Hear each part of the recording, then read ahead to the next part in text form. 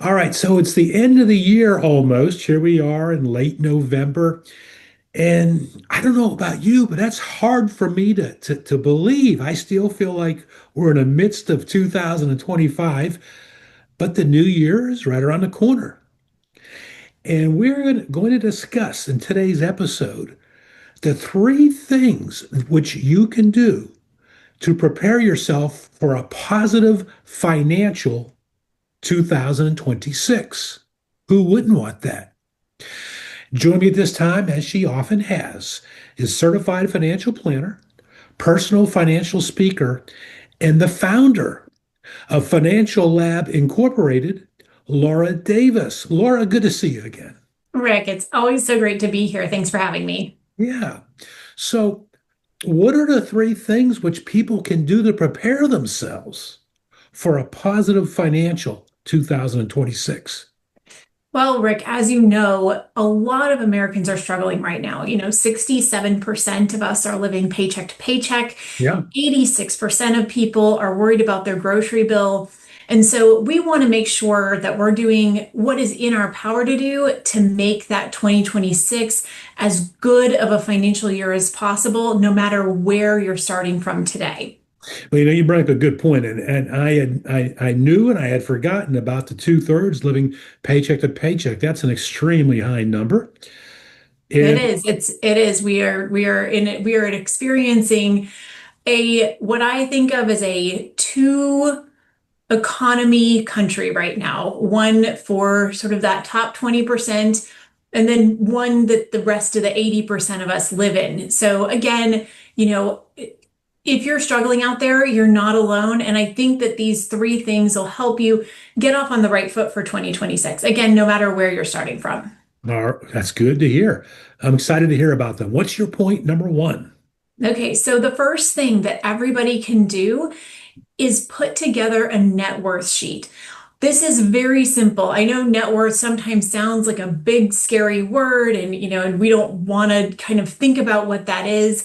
But I'm a big believer that facing exactly where you are realistically today is actually such a relief. So all you have to do to create a net worth sheet is you take a document on your computer or you write it down on a piece of paper, but you write down all of your assets and then you write down all of your debts and you subtract your debts from your assets, and that is your net worth. And that way you have a really good knowledge of exactly where you're starting from going into 2026. It's such a peace of mind thing for a lot of people. That makes sense. Acknowledge and know where you are now. Yeah. The Uh, second thing is to figure out what you're going to try to save next year. So most of us are saving for one of two things. One is we're trying to get together an emergency reserves fund in case, heaven forbid, you lose your job or something else happens. And then most of us are also saving for long-term savings, so retirement needs, financial independence. So get a rough idea of what your goal is for saving every month in 2026. And then you can try to stick to that goal and see how you do when the end of that next year rolls around. all right. Makes sense. And number three. And the last thing is, and I know that this is so hard for a lot of us, especially those of us who have kids, but try to curb that holiday spending. Hmm. Make your plan in advance. This is probably going to air right around Thanksgiving. We're really approaching that heavy spending season in Christmas and Hanukkah for people. And I just want people to be aware and make a plan for how much you're going to spend. Now, when you have children, it is so hard. You just go to the store, you want to buy those things for them, you want to reward them for being a great kid this year. But remember that there is such a good lesson in reducing the amount of consumerism and spend that we do, and not having those big credit card bills going to 2026 will be a huge relief. Yeah, that makes sense. Uh, Create a net worth sheet, a savings goal, a monthly savings goal, and try not to overspend during the holidays, especially for your kids. Yes.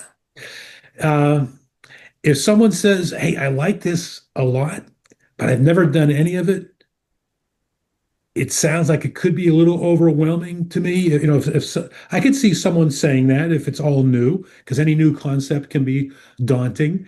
Any advice for that type of individual?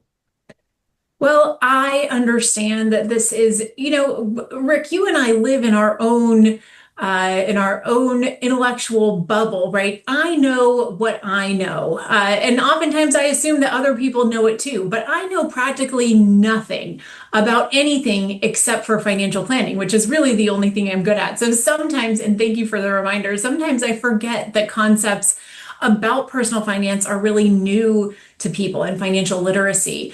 So I don't want to plug myself on here. You know, I hate doing that, but I do have a book. It's very easy to read. It's called Earn, Save, Spend, and you can get it on my website at financiallab.us. And it really does teach you all of those basics in a very easy and accessible way to understand. That sounds great. That sounds great. All right, Laura Davis, you're a financial speaker and the founder of Financial Lab Inc. Thanks for joining us. Thanks, Rick. Back with more of On Main Street after this.